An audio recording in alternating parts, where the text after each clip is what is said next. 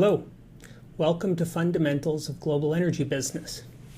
This course is intended to provide a very high-level survey of the nature of our primary energy resources and considerations for businesses involved in developing those resources.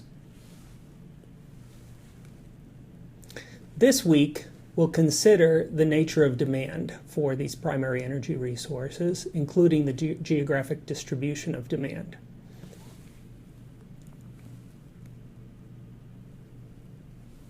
In week 2, we'll consider the nature of supply, and here our interest is going to be in the geographic distribution of primary energy supplies and how the location of those resources differs from the location of demand.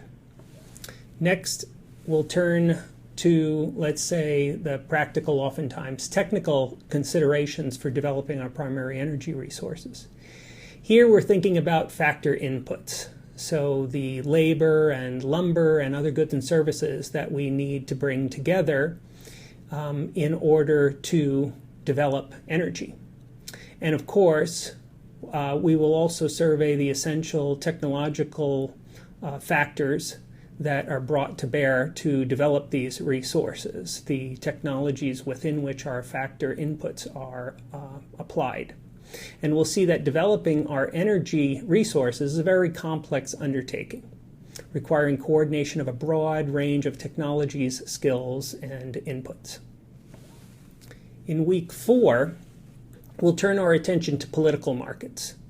And here you'll notice that the integrated and systemic nature of primary energy development goes way beyond the technologies and diverse set of inputs that are required to develop energy.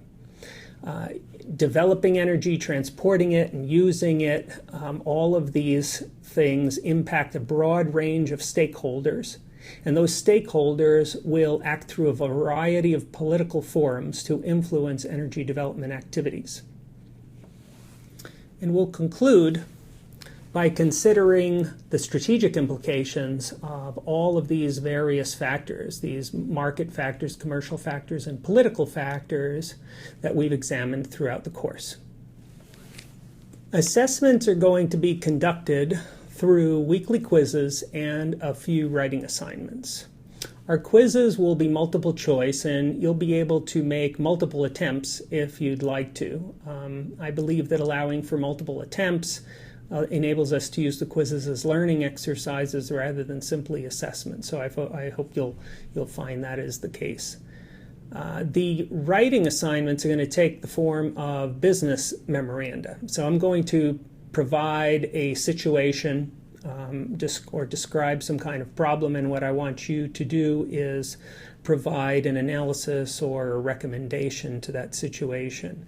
I'm going to limit the submissions to 800 words. That's equivalent to about a 2-page business memo, single-spaced.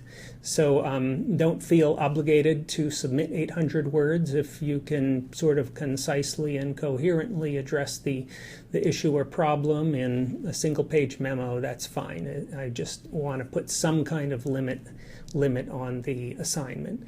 And then, importantly, I want to describe how the peer assessment process is going to work, since this is new for me, just like it is for many of you. Even though this is a new exercise for me from the teaching perspective, the one thing I'm sure of is I don't have time to grade thousands of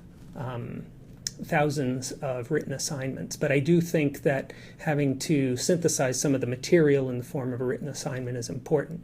So what we're going to try to do is see if we can make peer assessments work. And the way that is going to work is once you've submitted your assignment, I am going to have the system randomly assign 3 peer submissions to you. And I will provide a rubric, just some basic criteria. I don't want this to become your life's work, but some basic criteria that you should use to evaluate the peer submissions. And then once you've evaluated those submissions, you'll be asked to evaluate your own submission according to the same criteria that's detailed in the rubric.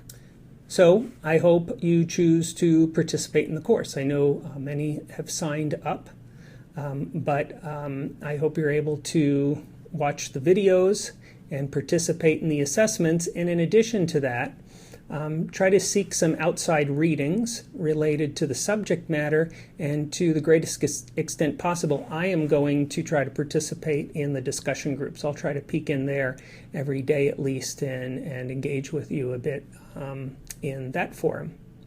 So I look forward to getting started. I'll see you in the next video.